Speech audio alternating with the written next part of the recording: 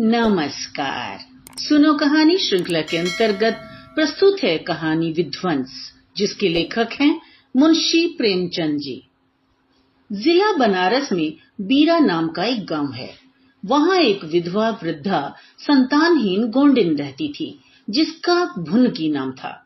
उसके पास एक धूर भी जमीन न थी और न रहने का घर ही था। उसके जीवन का सहारा केवल एक भाड़ था। गांव के लोग प्रायः एक बेला चबेना या सत्तू पर निर्वाह करते ही हैं, इसलिए भुनगी के भाड़ पर नित्य भीड़ लगी रहती थी। वह जो कुछ भुनाई पाती रही वही भून या पीस कर खा लेती और भाड़ ही की झोपड़ी के एक कोने में पड़ी रहती। वह प्रातःकाल उठती और चारों ओर से भाड़ झोंकने के लिए सूखी पत्तियां बटोर लाती। भाड़ के पास ही पत्तियों का एक बड़ा ढेर लगा रहता था। दोपहर के बाद उसका भाड़ जलता था, लेकिन जब एकादशी या पूर्णमासी के दिन प्रथानुसार भाड़ न जलता या गांव के जमींदार पंडित उदयभान पांडे के दाने भूनने पड़ते, उस दिन उसे भूखे ही सो रहना पड़ता था। पंडित जी उससे बेगार में दाने ही न भुनवाते थे, उसे उनके घर का पानी भी भरना पड़ता था और कभी-कभी इस हेतु से भी भाड़ बंद रहता था। वह पंडित जी के गांव में रहती थी, इसलिए उन्हें उससे सभी प्रकार की बेगार लेने का अधिकार था। उससे अन्याय नहीं कहा जा सकता। अन्याय केवल इतना था कि बेगार सूखी लेते थे। उनकी धारणा यह थी कि जब खाने ही को दिया गया तो बेगार कैसी। किसान को अधिकार है कि बैलों को दिन भर जोतने के बाद शाम को खूंटे से भूखा बांध दे। यदि वह ऐसा नहीं करता तो यह उसकी दयालुता नहीं है, केवल अपनी हित चिंता है। पंडित जी को उसकी चिंता न थी, क्योंकि एक तो भुनगी 2-1 दिन भूखी रहने से मर नहीं सकती थी और यदि दैव योग से मर भी जाती तो उसकी जगह दूसरा गोंड बड़ी आसानी से बसाया जा सकता था। पंडित जी की यही क्या कम कृपा थी कि वह भुनगी को अपने गांव में बसाए हुए थे। चैत का महीना था और संक्रांति का पर्व। आज के दिन नए अन्न का सत्तू खाया और दान दिया जाता है। घरों में आग नहीं जलती। भुनगी का भाड़ आज बड़े जोरों पर था। उसके सामने एक मेला सा लगा हुआ था। सांस लेने का भी अवकाश न था। ग्राहकों की जल्दबाजी पर कभी-कभी झुंझला पड़ती थी कि इतने में जमींदार साहब के यहाँ से 2 बड़े-बड़े टोकरे अनाज से भरे हुए आ पहुंचे और हुक्म हुआ कि अभी भून दे। भुनगी दोनों टोकरे देखकर सहम उठी। अभी दोपहर थी, पर सूर्यास्त के पहले इतना अनाज भुनना असंभव था। घड़ी 2 घड़ी और मिल जाते तो 1 अठवारे के खाने भर को अनाज हाथ आता। देर से इतना भी न देखा गया। इन यमदूतों को भेज दिया। अब पहर रात तक सेंत मैत में भाड़ में जलना पड़ेगा। एक नैराश्य भाव से दोनों टोकरे उसने ले लिए। चपरासी ने डांट कर कहा, देर न लगे, नहीं तो तुम जानोगी। भुनगी, यहीं बैठे रहो, जब भुन जाए तो लेकर जाना, किसी दूसरे के दाने छूऊं तो हाथ काट लेना। चपरासी, बैठने की हमें छुट्टी नहीं है, लेकिन तीसरे पहर तक दाना भुन जाए। चपरासी तो यह ताकीद करके चलते बने और भुनगी अनाज भूनने लगी, लेकिन मन भर अनाज भूनना कोई हंसी तो थी नहीं। उस पर बीच-बीच में भुनाई बंद करके भाड़ भी झोंकना पड़ता है। अतः तीसरा पहर हो गया और आधा काम भी न हुआ। उसे भय हुआ कि जमींदार के आदमी आते होंगे, आते ही गालियां देंगे, मारेंगे। उसने और वेग से हाथ चलाना शुरू किया। रास्ते की ओर ताकती और बालू नांद में छोड़ती जाती थी। यहाँ तक कि बालू ठंडी हो गई, सेवड़े निकलने लगे। उसकी समझ में न आता था क्या करे। न भूनते बनता था, न छोड़ते बनता था। सोचने लगी, कैसी विपत्ति है। पंडित जी कौन मेरी रोटियां चला देते हैं, कौन मेरे आंसू पोंछ देते हैं। अपना रक्त जलाती हूँ तब कहीं दाना मिलता है, लेकिन जब देखो खोपड़ी पर सवार रहते हैं। इसलिए न कि उनकी 4 अंगुल धरती से मेरा निस्तार हो रहा है। क्या इतनी सी जमीन का इतना मोल है। ऐसे कितने ही टुकड़े गांव में बेकाम पड़े हैं। कितनी बकरियां उजाड़ पड़ी हुई हैं। वहां तो केसर नहीं उपजती, फिर मुझी पर क्यों यह 8 पहर धौंस रहती है। कोई बात हुई और यह धमकी मिली कि भाड़ खोद कर फेंक दूंगा, उजाड़ दूंगा, मेरे सिर पर भी कोई होता तो क्या बौछारें सहनी पड़ती।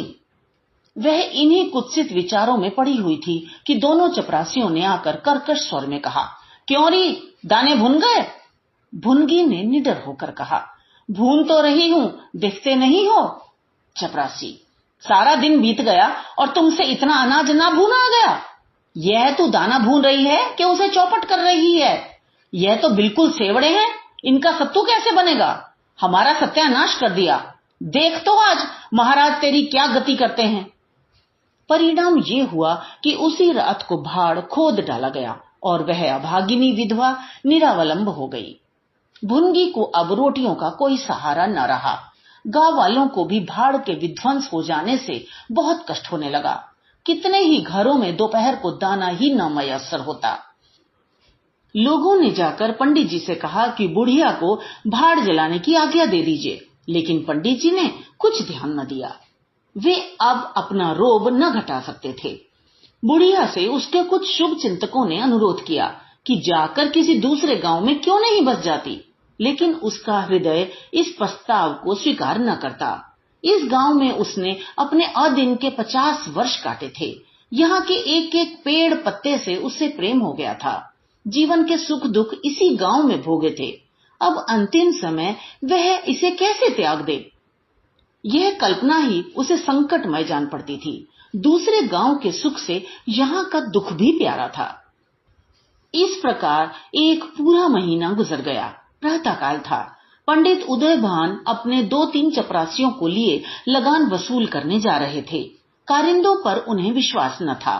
नजराने में, डांड बांध में, रसूम में वे किसी अन्य व्यक्ति को शरीक न करते थे। बुढ़िया के भाड़ की ओर ताका तो बदन में आग सी लग गई। उसका पुनरुद्धार हो रहा था। बुढ़िया बड़े वेग से उस पर मिट्टी के लोंदे रख रही थी।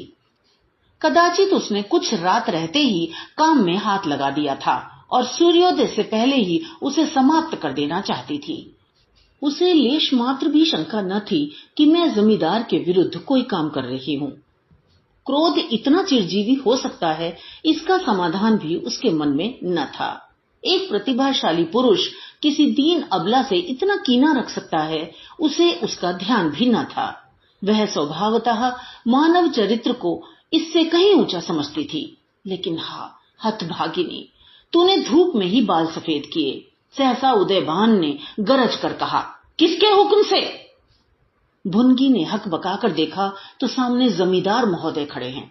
उदयभान ने फिर पूछा, किसके हुक्म से बना रही है? भुनगी डरते हुए बोली, सब लोग कहने लगे बना लो तो बना रही हूं। उदयभान, मैं अभी इसे फिर खुदवा डालूंगा। यह कहकर उन्होंने भाड़ में एक ठोकर मारी। गीली मिट्टी सब कुछ किए दिए बैठ गई। दूसरी ठोकर नांद पर चलाई, लेकिन बुढ़िया सामने आ गई और ठोकर उसकी कमर पर पड़ी। अब उसे क्रोध आया।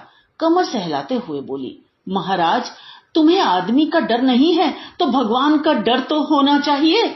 मुझे इस तरह उजाड़ कर क्या पाओगे? क्या इस 4 अंगुल धरती में सोना निकल आएगा? मैं तुम्हारे ही भले की कहती हूँ।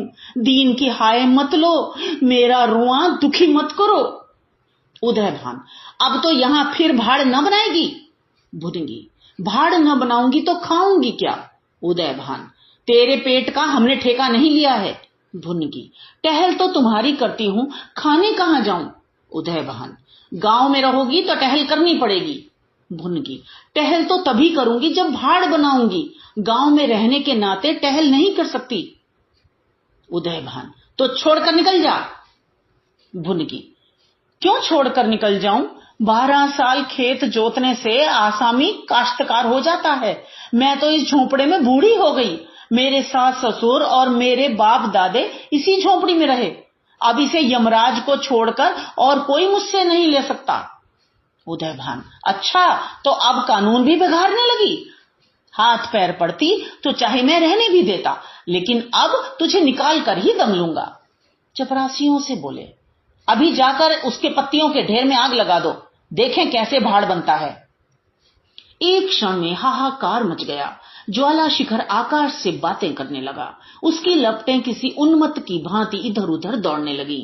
सारे गांव के लोग उस अग्नि पर्वत के चारों ओर जमा हो गए। भुनगी अपने भाड़ के पास उदासीन भाव में खड़ी यह लंका दहन देखती रही। अकस्मात वह वेग से आकर उसी अग्निकुंड में कूद पड़ी। लोग चारों तरफ से दौड़े, लेकिन किसी की हिम्मत न पड़ी कि आग के मुंह में जाएं। क्षण मात्र में उसका सूखा हुआ शरीर अग्नि में समाविष्ट हो गया। उसी दम पवन भी वेग से चलने लगा। ऊर्ध्वगामी लपटें पूर्व दिशा की ओर दौड़ने लगीं। भाड़ के समीप ही किसानों की कई झोपड़ियां थीं। वे सब उन्मत्त ज्वालाओं का ग्रास बन गईं। इस भांति प्रोत्साहित होकर लपटें और आगे बढ़ीं। सामने पंडित उदयभान की बखार थी, उस पर झपटी। अब गांव में हलचल पड़ी। आग बुझाने की तैयारियां होने लगीं, लेकिन पानी के छींटों ने आग पर तेल का काम किया। ज्वालाएं और भड़कीं और पंडित जी के विशाल भवन को दबोच बैठी। देखते ही देखते वह भवन उस नौका की भांति जो उन्मत्त तरंगों के बीच में झकोरे खा रही हो, अग्नि सागर में विलीन हो गया। और वह क्रंदन ध्वनि जो उसके भस्मावशेष में प्रस्फुटित होने लगी, भुनगी के शोकमय विलाप से भी अधिक करुणकारी थी। तो ये तो थी कहानी। मुझे आशा है आपने आनंद लिया होगा। इसी तरह हमारे साथ जुड़े रहिए। तो मिलते हैं अगली कहानी में। धन्यवाद।